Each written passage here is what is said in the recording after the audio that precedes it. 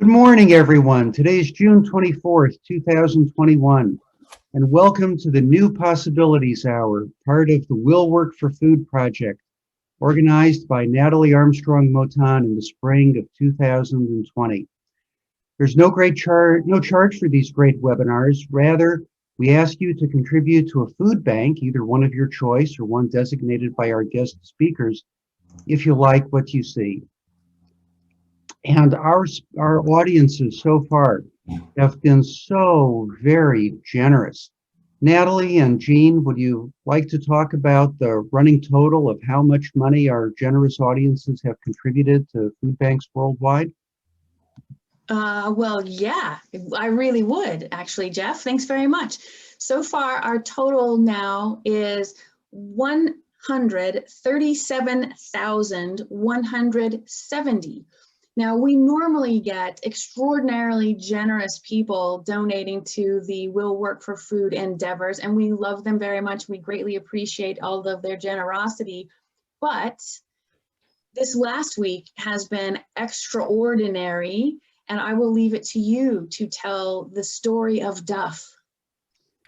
Well, Duf has some very generous and very wonderful friends, and I was privy to some email exchanges between them yesterday when there almost seemed to be like a little game of poker going on between them. I'll contribute this much, I'll match you, I'll raise you.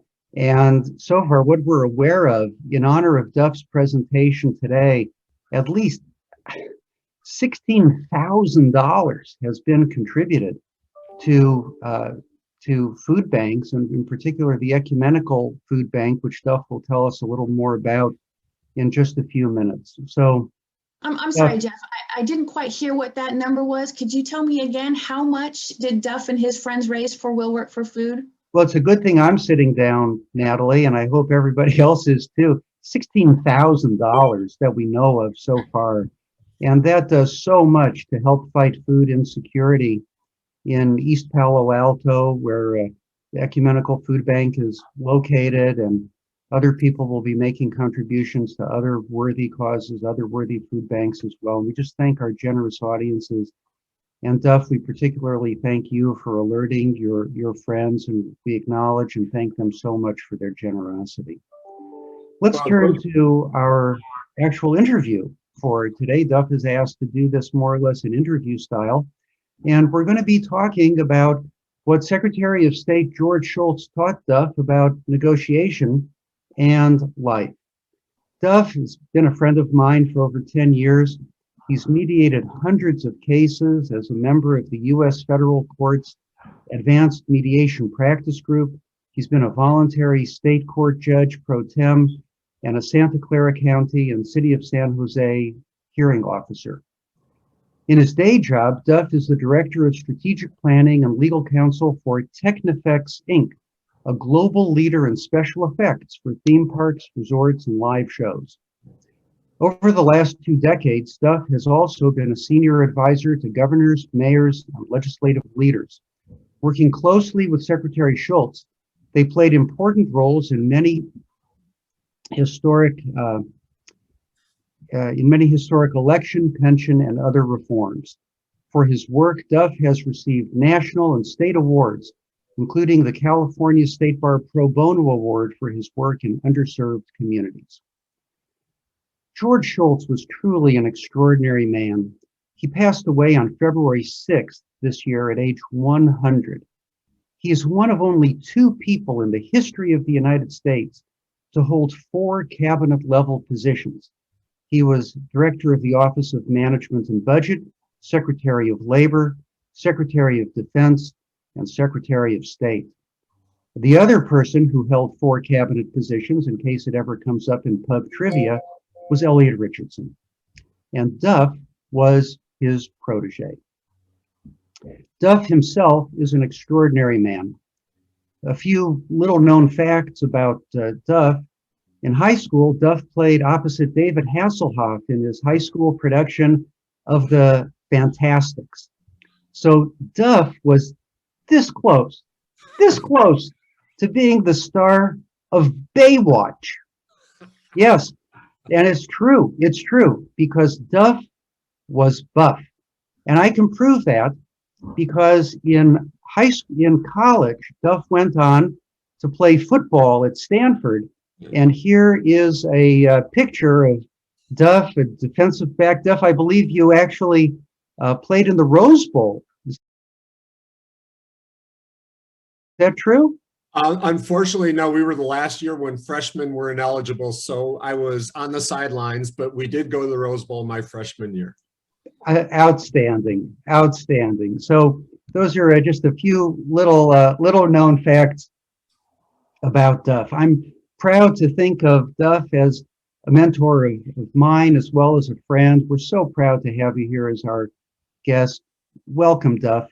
First, would you please tell us a little about the food bank in East Palo Alto that's important to you and where you'd like people to direct contributions if they're in a position to contribute?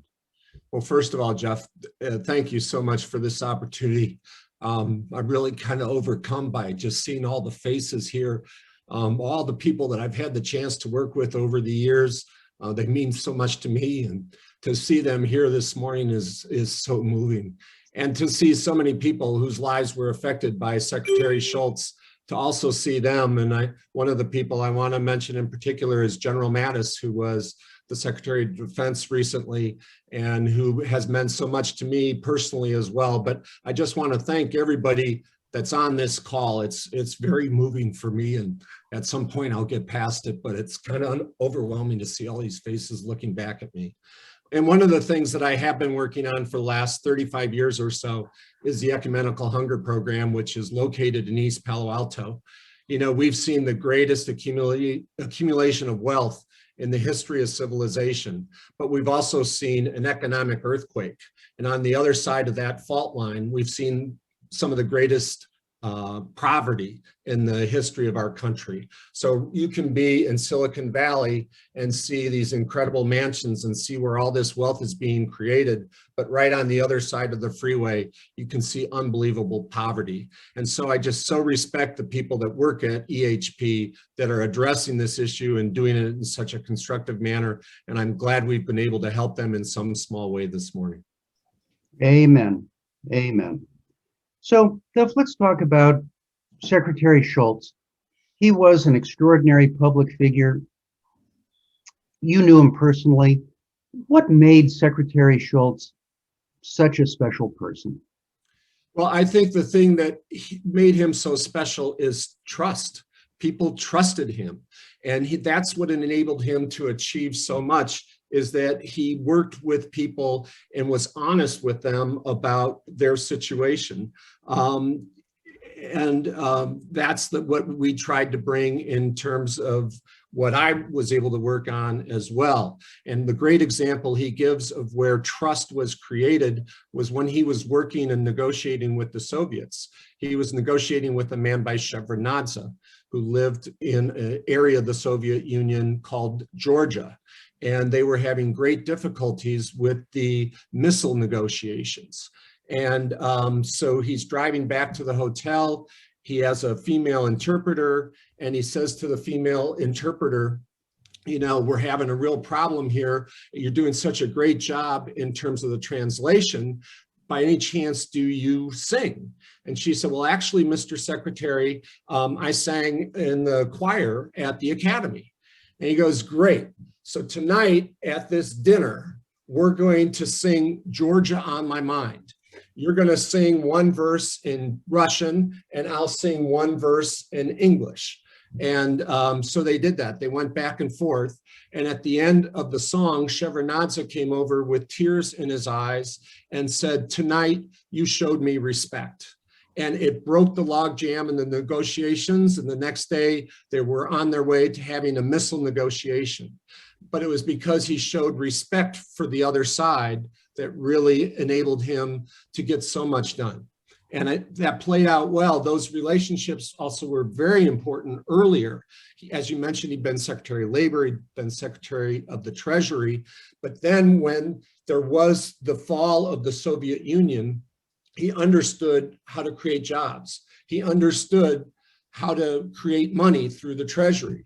And he had the relationships with the leaders in Europe where they not only were able to end the Cold War, but they were able to rebuild the East European economies because he had those relationships of trust. And I think that's one of the great achievements of the second half of the 20th century, is that we not only saw the fall of the Soviet Union, but we saw the rise of millions of people leaving poverty and being able to live successful lives. Duf, many of us would not think of a particular song to sing in a negotiation. Songs don't always come to mind. Building trust, though, is critically important. Are there some general rules about building trust that you learned from Secretary Shultz? I think the number one thing is listening, active listening. And I really did that the first time I really saw the impact of that, because he would constantly talk about that. Just listen to somebody and you'll be amazed the things that you will learn. And I was at the time I was running for chairman of the California Republican Party. And for 38 times, the vice chair had been elected chair. And the vice chair that was in line to become the chairman had twice published an article that said that Blacks probably were better off prior to the Civil War. So I said, you know, I just can't let this happen. And even though I'd never been on the board, I'd never gone to a state convention, I ran for chair. And Secretary Shultz worked with me on that project. And so what I did is I did do the active listening. And there was this guy that was beating me up in the papers and saying, you know, I wasn't enough for pro-life and all this. And so I kept saying, I got to meet with this guy, Jimmy, this guy on my staff for the campaign. I got to meet with him. And so we did set up the meeting, and the person, Senator Mountjoy, had it in a very dungy place. You know, I wasn't worthy of having a meeting at a nice location. And so I sat down and I just actively listened. And I said, well, that's interesting. I didn't know that, or, you know, this is new to me, and honest, authentic listening. And I may have sent 10 words in the whole hour-long meeting. And at the end of the meeting, he slams the table and he goes, I endorse you. And the person that set up the meeting said, but Senator, he didn't say anything. And he said, Jimmy, sometimes it's not what somebody says, it's what they hear. And that was one of the things that I really learned from him, is if you really listen to somebody, you will find things out. And if they trust you, then they really care about what you have to say, and they will respect you even if you disagree with them. So with Senator Mountjoy, you know, abortion was his number one issue. I'd say, Senator, I'm not going to be able to, in California, I'm not going to be able to help you. Even President Reagan, when he was governor, passed one of the most liberal abortion laws in the history of the country. It's just not going to happen here. But on education, on job creation, I'll put you on those committees, and together we'll work to make a difference. But it all came from the active listening.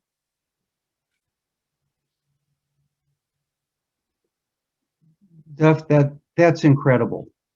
Duf, let me ask you, how did you meet Secretary Shultz? I'm sure he's not an easy person to get to meet.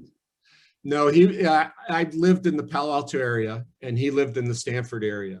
And I would see him at events. He would speak at my classes at Stanford. He would speak at the 100th anniversary of Stanford University. And one of his mentees was Condoleezza Rice. And they would always have lunch at this restaurant in Palo Alto. And you know, when you're a little kid, around Christmas time, you go to the Christmas windows at the department stores and you just look in those windows and you see all the things moving around and you just go, God, what a beautiful setting. Well, that's how I felt about watching Condoleezza Rice and Secretary Shultz at that table. Anything to get on the other side of that window and to be sitting down and learning from their conversation. And then one day I gave a presentation on, this was like 2002, on the dangers of partisanship and how that partisanship could undermine not only the internal workings of our country, but was a threat to our national security. And so at that point, I gave this presentation in Menlo Park, and Secretary Shultz happened to be in the audience. And he said, would you mind coming to my office at some time to talk about these issues? So that took me all about 3 seconds to say absolutely. So I called Susan and we met at his office the next day. And it was one of the great meetings of my life. And he asked me a series of very tough questions, which I was able to answer. And he held up this stack of paper, and it was about, it must have been a foot high. And he goes, you know what these are? These are Reagan's handwritten notes. Everybody says Reagan was such a great communicator because he was an actor. That wasn't why he was a great communicator. He was a great communicator because he knew his mind. He wrote it all out. He knew what he thought, and he had to look at those writings, and those writings had to make sense to him. And if they didn't make sense, he would work on them and work on them until he knew what he thought and he knew why he thought it. I would love to work with you, but you need to make that commitment to write it out and to not say anything until you know what your mind is. And the second thing that you have to do, read this plaque. And it was a plaque that was given to him by President Reagan. And it says, there's no limit what a person can achieve if they don't care who gets the credit.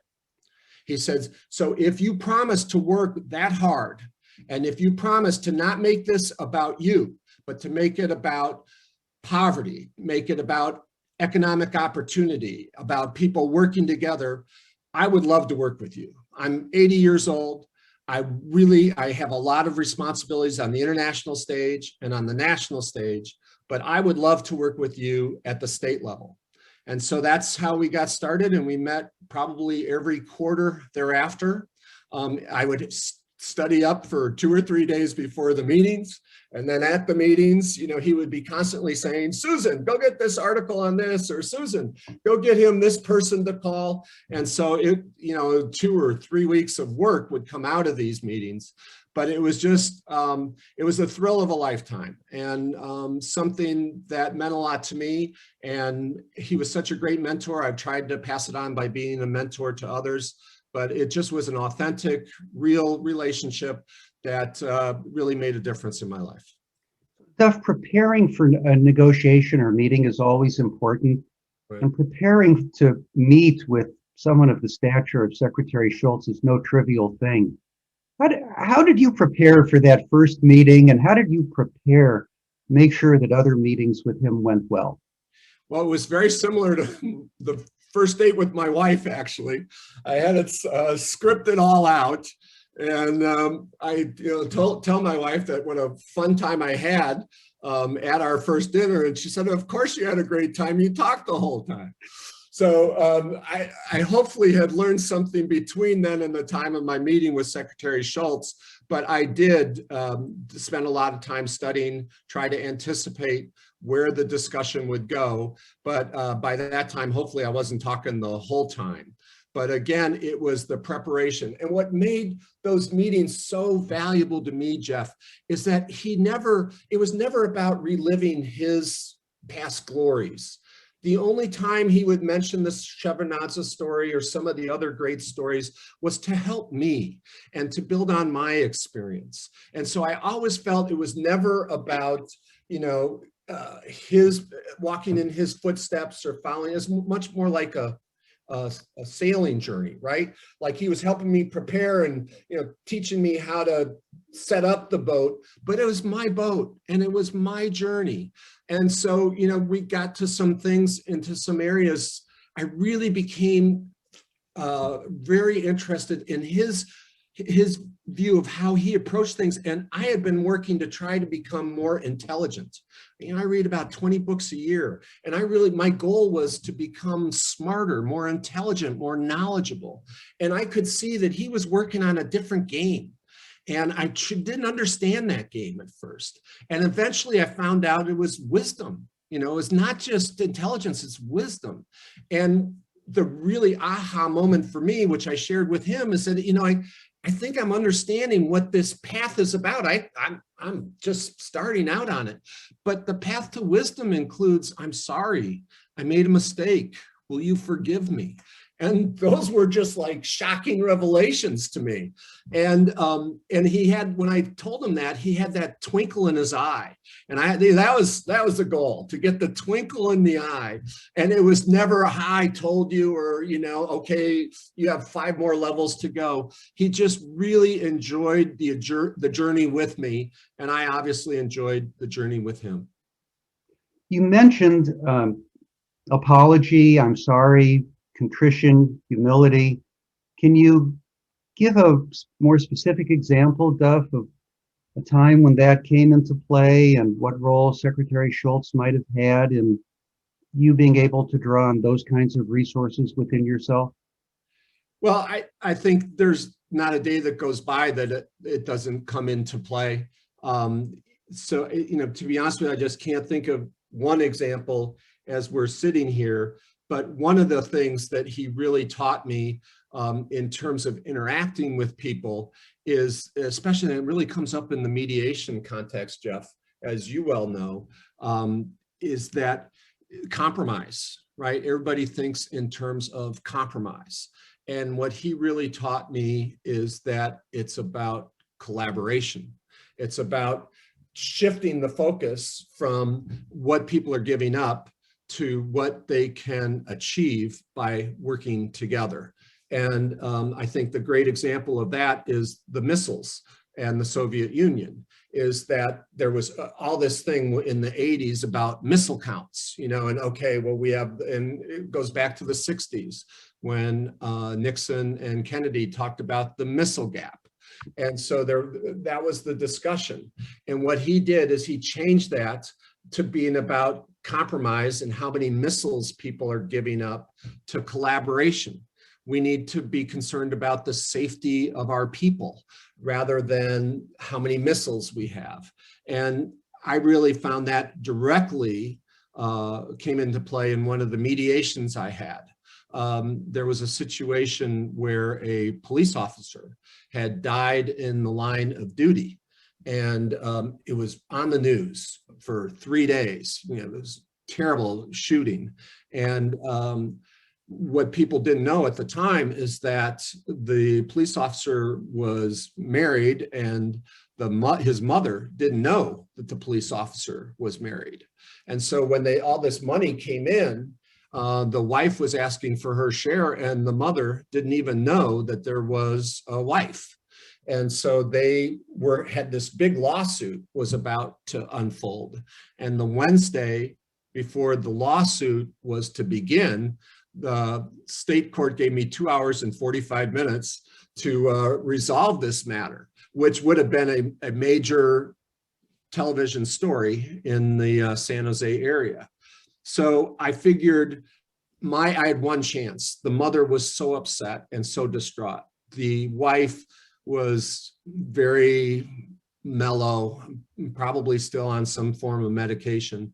And so for 2 hours, the wife would just yell and scream. And the attorney for the wife, or for the mother, would look at me like, you know, aren't you going to do something?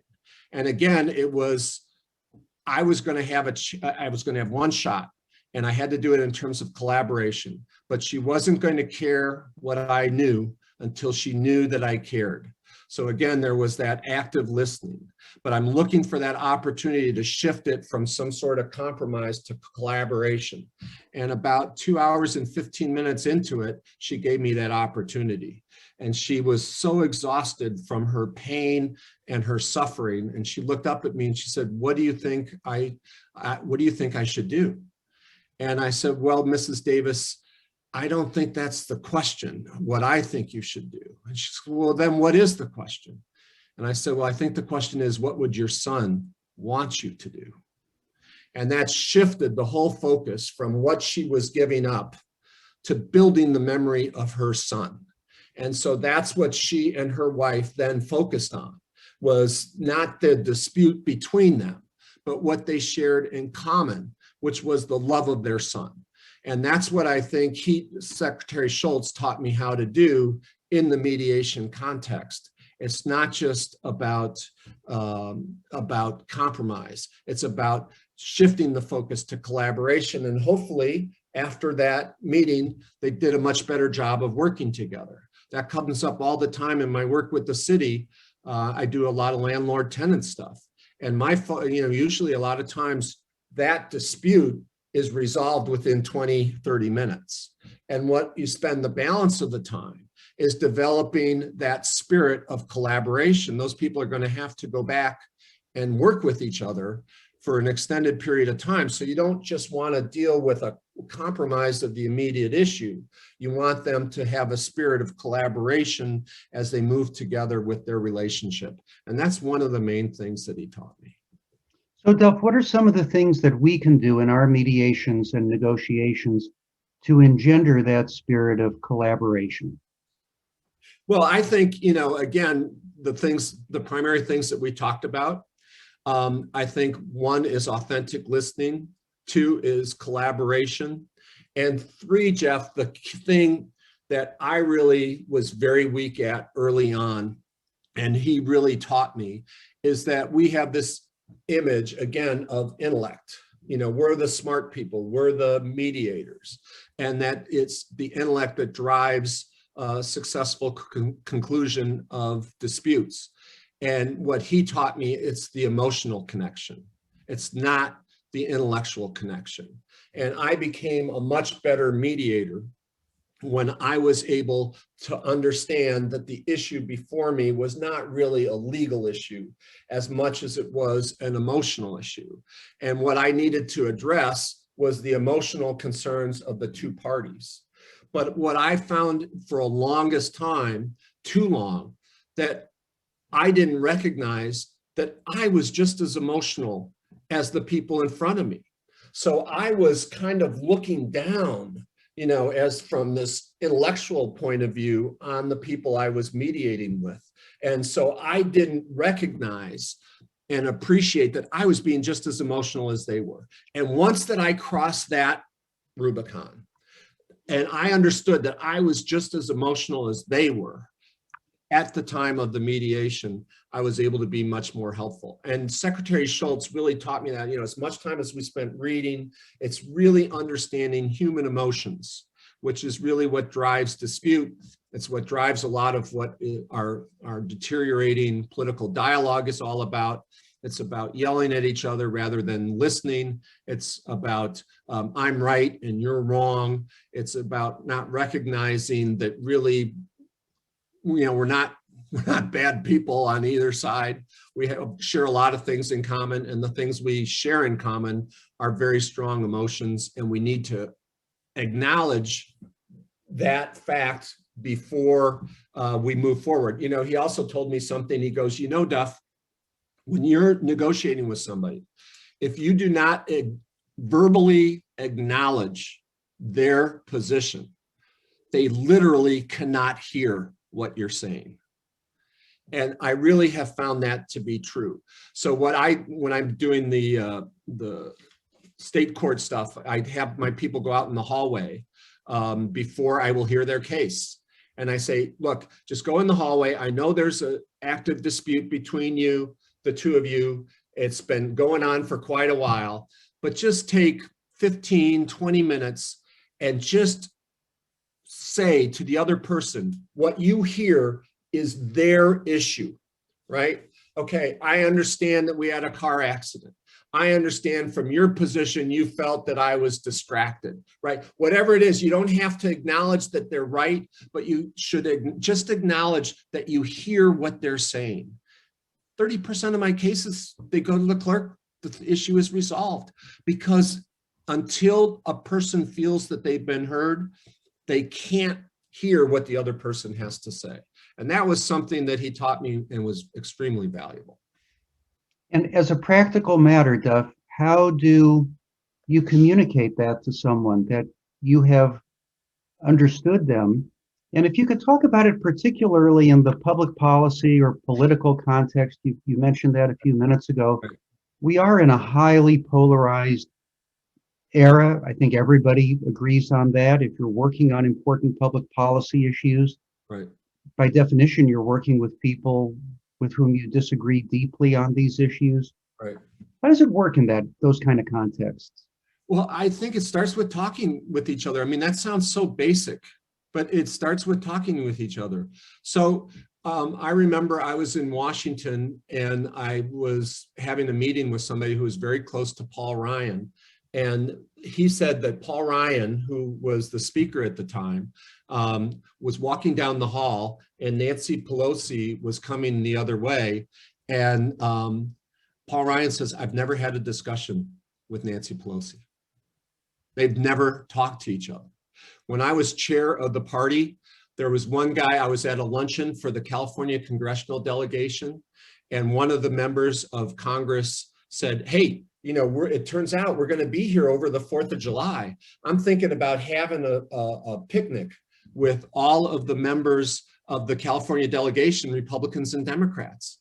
And 4 of the people said, well, why would I want to spend time with the Democrats? And so they didn't have the meeting. So, you know, it really, the basics are so missing in this discussion.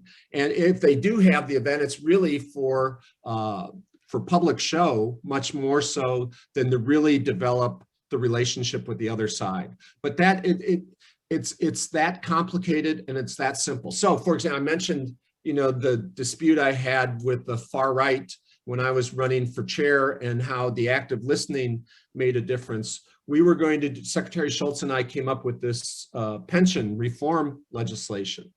And we were going to do an initiative. And I kept asking to meet with Governor Brown to say, look, we just want to show you what we're working on. And we couldn't get that meeting for months and months. And finally, his chief of staff agreed to a 15-minute meeting in the outer lobby, and we showed them the 12-point plan, and she got to about point 6 and said, this is worth talking about.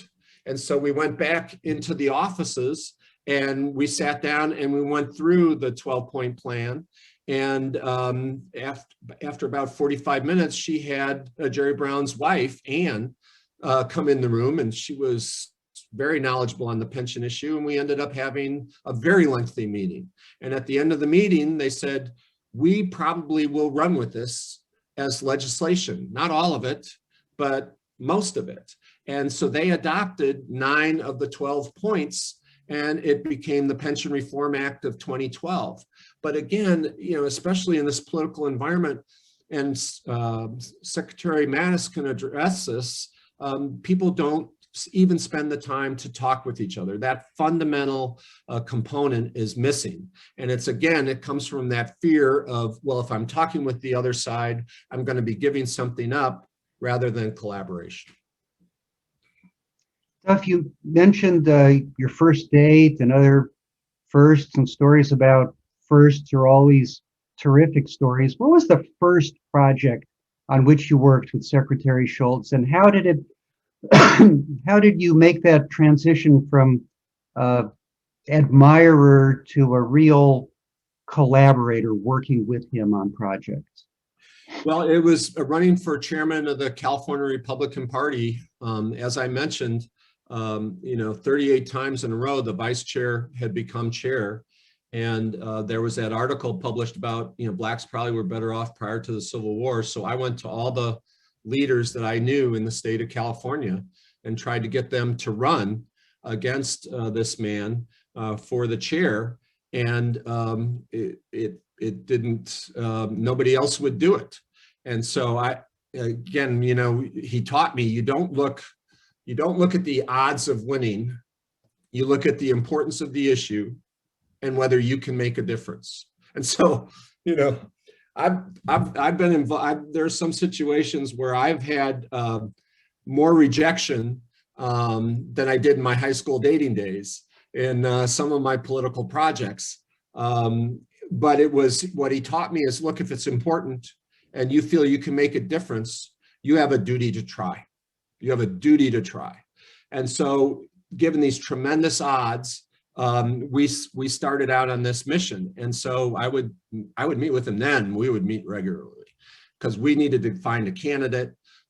He talked with Arnold Schwarzenegger and Dick Reardon, who were the 2 leading people that we really thought could break down this partisan lockdown that we saw happening in California.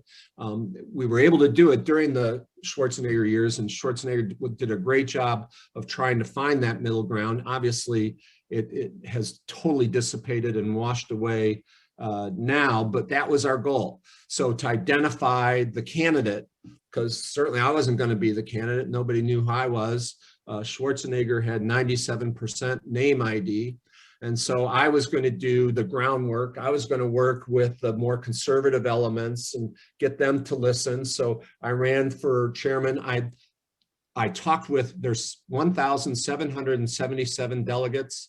I met with probably 50% of them, and I called the others, called every delegate. And that's what he taught me, spend the time listening and you'll find the golden thread. And so I found the thing that bound us together rather than the thing that separated us. And we won that election. And then we went on to do the recall. And again, the whole thing is the enemy wasn't Governor Davis. The enemy was poverty. The enemy was the inability to get things done. And to just show you how, if you do that, how successful you can be at that. So we recalled Governor Davis, the only governor in the history of the state of California to be recalled. Now we're in the middle of another recall effort, but up to this point, that was the only one has succeeded. And then about 2 years after the recall, I'm at the Fairmont in Santa Monica, and it has this very long hallway. And who's coming from the other end of the hallway but Governor Davis? And so I'm coming down the hallway this way. He's coming down the hallway this way. And so I'm on this side and he's coming on this side. So I move over to this side of the hallway and he goes to this side of the hallway. And we're getting closer and this is becoming somewhat uncomfortable. So then I go to this side of the hallway and he comes to this side of the hallway. So clearly we're going to have a confrontation. And you know how sometimes you just instantly start perspiring? Well, that's where I was at. And he came up to me and he said, Duf, we had some serious disagreements, but I was talking with your friend John Chambers the other day, and we were talking together about the fact that you're a man of character and integrity. And I hope that someday we have the opportunity to work together. Well, Jeff, that opportunity is now. And I'm working with Governor Davis on trying to develop an application to give to the schools in California to make sure that they open safely. But that interaction with Governor Davis obviously said a lot more about him than it does about me. It's, I won, he lost. And for him to, be able to get past that and then work with me on a different project, that says a lot more about him. But it shows what can be done if you do take the Secretary Shultz approach of the person isn't the enemy, he's just your opponent. He just sees this situation differently. And, I look at General Mattis's work in Iraq, and if you read his book, Call Sign Chaos, which is a fabulous book, that really is what he was all about. Yes, military is one of the components, but the amount of time that the general has spent reading and the amount of time he has spent in the field trying to understand the opposition and the people that, he's fighting on one day, he's trying to work and understand what their needs are the next. And that's the type of leadership, frankly, that's missing, and the type of leadership that we need if we really are going to be a world leader. Duf, you've mentioned some negotiations of which you're very proud. Let me ask you, does anyone come to mind that you wish you could kind of have a mulligan or a do-over? And what was that? And what would you do differently if you had a second chance? Yeah, I forced a settlement. My ego got in the way, and I just, I forced the parties to agree. I got angry, and I bludgeoned them into an agreement.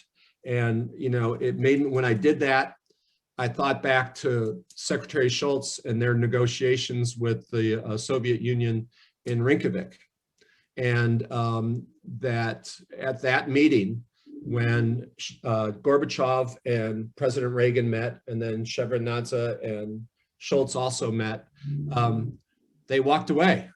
You know, President Reagan said, okay, we can't do a deal today. If we struck a deal, it would be a bad deal. It had to do with our defense system and the Soviets requiring us to agree to dismantle our defensive capabilities. And so they walked away from that deal. And then at the time, those of you who are old enough to remember, the president took tremendous heat for his decision to walk away. It was called a warmonger and all sorts of things. But Secretary Shultz understood that sometimes it's the deal you don't strike that leads to a much better deal, which is what happened in their situation. And so I think that, there's in football, you know, you remember some of the touchdowns, but boy, you remember the interceptions, right? I mean, I could list every one that I made in high school. And those that are on the call that play with me probably can list many more mistakes that I made. But that was one of the big mistakes I made as a mediator. And I really wish I had not let my emotions get the better of me and not focused on getting a deal and more focused on what the needs of the people were. And the needs of the people were such that the deal shouldn't have been struck at that moment. Duf, when you say you coerced the settlement, what did you do? And what are the things that you have taught yourself and would teach us never to do again, or never to do in the first place? Well, again, I raised my voice. You know, I felt the person was being selfish and wasn't, you know, the opposite party was in a very difficult position, and the person that was not agreeing to the deal had screwed up, and I felt that he wasn't owning up to it. And so I started yelling at him to the point where he caved and agreed to it. And it was, you know, just personal pressure on my part. And, you know, so you have 88 keys on the piano as a mediator, and you gotta, you play some more than others, but you gotta play the 88, but to force, there are other tools I could have made. There's, you know, it's a situation, frankly, where once the mediation is over, you aren't allowed to continue communication under this one set of guidelines that one entity I work with. So I really felt like it was, you know, the other side was in a very bad situation. It was, you know, during COVID, and, you know, the possibility they could be out on the street, but I was way too hard on the party and should have been much more understanding. But again, you know, my concern was, okay, if I don't do the deal now, who knows what's going to happen? And the other party's in a very bad situation, so I need to focus on that. And it was just wrong. Duf, let's dig into these questions of right and wrong, things to do in mediations and negotiations a little more deeply. Can you talk about ethical issues that you've confronted? Perhaps there was an ethical issue in a negotiation with Secretary Shultz, or in your own experience, that was challenging, and how you resolved the ethical conflict.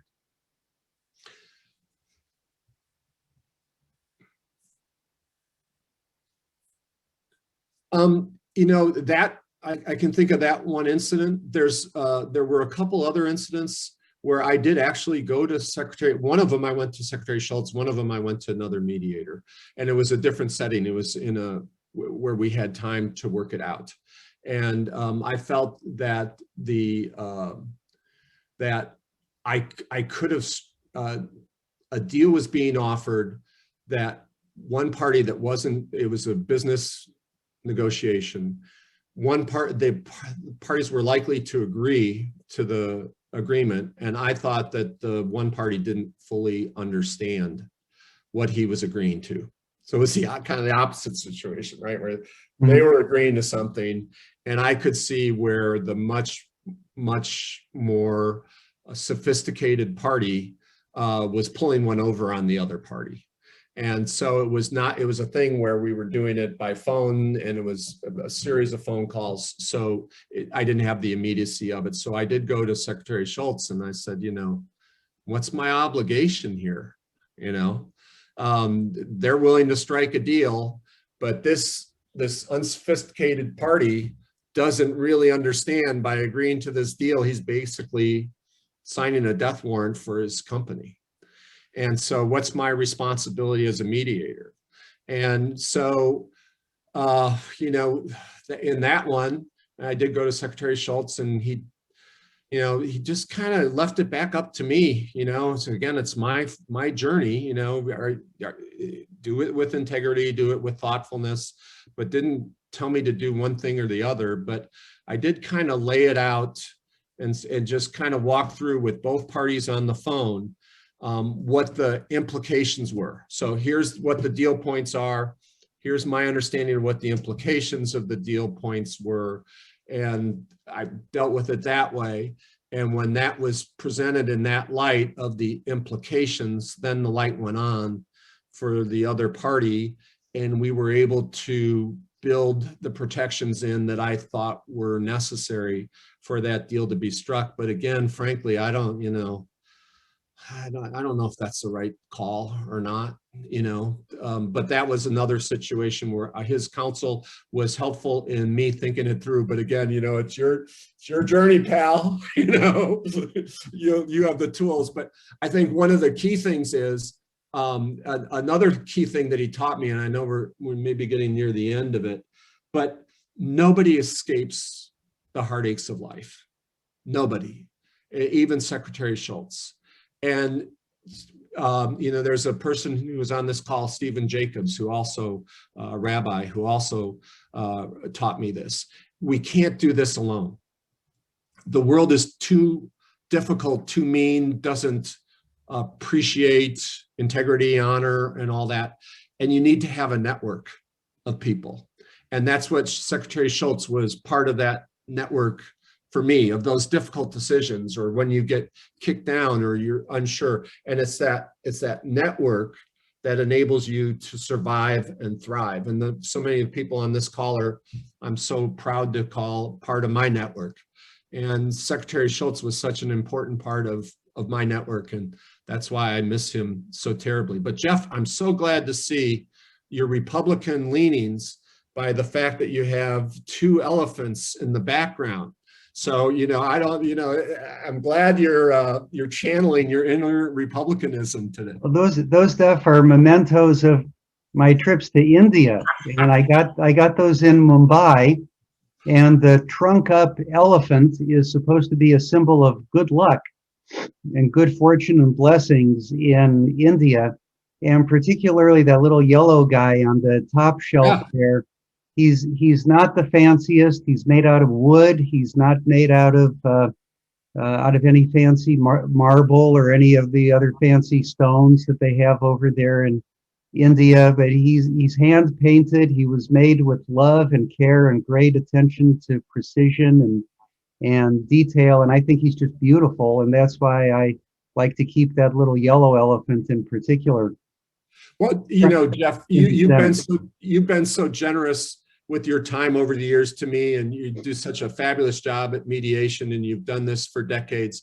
But that little golden bear down in the left-hand corner also reminds me of how generous you are each year of buying me a dinner, because Cal loses to Stanford in the big game every year. So I appreciate your generosity of spirit, both in terms of your time and and the number of dinners that you've bought me over the years. Well, my spirits do sink every time my beloved Bears come in second in the big game. It at least gives us an opportunity to have dinner together, and it's well worth picking up the tab in order to learn from your wisdom. Duf, you mentioned that Secretary Shultz is so important in your life, changed the arc of your life, and that you've authorized me to disclose you're 68 years old, and you believe that your most productive years, best years of your life are ahead of you, and that Secretary Shultz was an influence on you in coming to that set of beliefs. Could you talk about that a little bit? Yeah, there are some mornings when I get up And my wife says I look like a baby giraffe getting out of bed, you know, it's just kind of like, and, you know, I was feeling my age. And then I'd go meet with Secretary Shultz, who's 99 years old. And the thing, Jeff, that was so great about him is that it was all about the future, right? It was all about the future. And the Shevardnadze stories or the Rinkovic stories that he would tell me, it was never about reliving the past. And right up until the end, he was actively engaged, whether it was global warming or nuclear reduction. He was actively engaged, and he had a reason to get up, and he was going to the office every day. And that's because, you know, it kept his mind sharp. And by keeping his mind sharp, he also kept his body sharp. And so at the age of 61, I was starting to wind down. You know, I was kind of looking, okay, well, I'm going to retire by the time I'm 65. And there are people on this call that I know I've told, you know, several times, no, the most productive years of my life are ahead of me, not behind me. And so while, yes, there are mornings when I feel every one of those 68 years, to be honest with you, what in my mind, you know, I've learned to shave in the dark so I don't, you know, see how old I am in the morning. But in my mind, I'm 25. I am 25, and my most productive years are ahead of me. And the thing, you know, we talked about the humility, but it was, he never looked back. He was always looking forward. And our last meeting was about moving forward. And so that's, I think, what keeps us young, is that the excitement of the day, that the past is known, that messing with that isn't going to make a difference, but it's the future that's the unknown. It's the future that we can impact. It's the future that we can interact with. And so to take each day, each opportunity, and I can tell you, Jeff, there were 2 years of my life where the most productive thing I probably did during that day was being nice to the person that was checking me out at the grocery store. I mean, that was, you know, it just wasn't working. But, you know, I would meet with him and he would say, oh, everybody goes through this, you know, everybody goes through these dark periods, you know, this is what, you know, so what do you have going for you, you know? And so we would work out, okay, what's my goal? What's my why? Why am I doing what I'm doing? And we decided that the thing to do is to say, for me, and what worked for me is my aspiration is to help other people achieve their aspiration. And that's what I'm doing at Technifex. I'm doing it with a guy that I've known for 50 years. Going back, his dad was my first professor at Stanford. And so, and through that, there are people, and I see some of them on this call, within the organization. You know, how can I help them achieve their aspiration? And I'm doing it, you know, again, in everyday life, is that you have minimum interaction, but it's, you know, how can I make their day better? And it was Secretary Shultz and his desire to live each day, to enjoy each day, and not just sit back and rest on your laurels, that gives me that positive, forward, optimistic view of life. And I tell you, there's not a day that goes by that I'm not aware of that twinkle in his eye that he had. And it does motivate me, especially during the more difficult times that we all have and we all experience.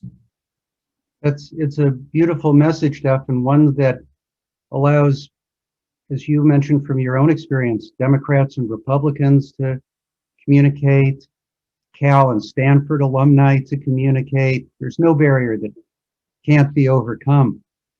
And Jeff, one thing I want to say along these lines is that, you know, what could I do to pay back Secretary Shultz, right? I mean, you know, I can't write him a check, right? I can't add to his, you know, knowledge, right? So the commitment I made to myself was to, if anybody asked me to mentor them or anybody asked me out to lunch or dinner, I would do it. I would do it. And I did that out of a sense of obligation to Secretary Shultz. And that is, everybody on this call can be a mentor to somebody. I remember when this junior in high school asked me if I would be willing to mentor her. She's a fabulous woman doing fabulous work now back on the East Coast. And, you know, I said, look, I'll be glad to mentor you, but there's one thing you have to agree to do, is you have to agree to mentor somebody else.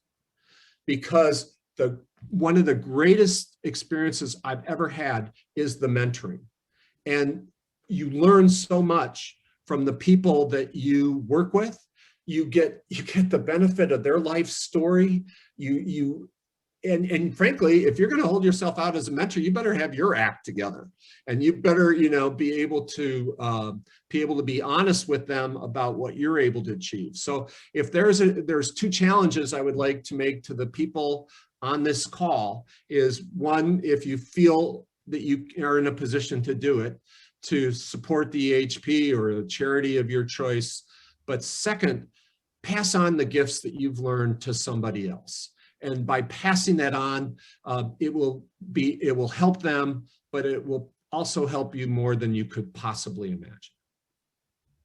Beautiful, just beautiful. Duf, you mentioned that another very distinguished public servant, former Secretary of Defense Mattis, General Mattis, is here. We're so delighted you're here, General. If you have a question for Duf or a comment or just want to give us a few words of greeting, we'd be honored to hear you. Well, thank you. Like all of us, I came to listen to Duf, not some pontificating general. Just an honor to be here today.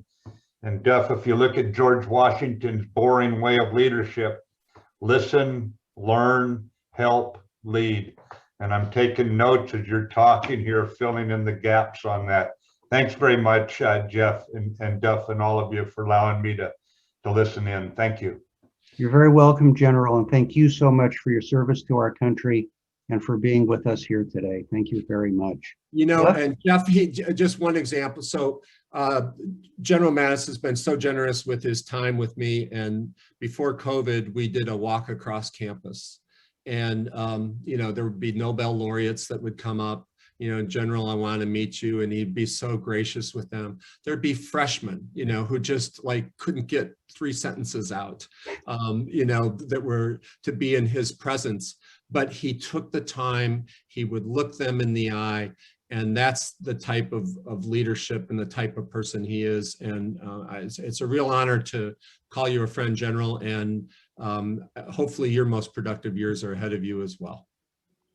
Thanks, Duf. And Jeff, thanks for saying thanks for my service. Rest assured, every one of you and your families was worth it. I don't care who you voted for, male or female. I don't care where you go to church, synagogue, mosque, the saloon.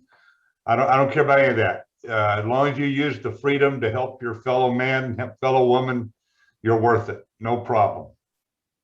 Thank you so much. Thank you. Natalie, if you could put the information for EHP back in the chat, please, so that people can see it. I know that I personally will be more motivated than ever to contribute in Duf's honor to EHP, and I hope that others on the line who are in a position to contribute to do so as well. If you let us know the amounts, we'd be delighted to add them to our running totals.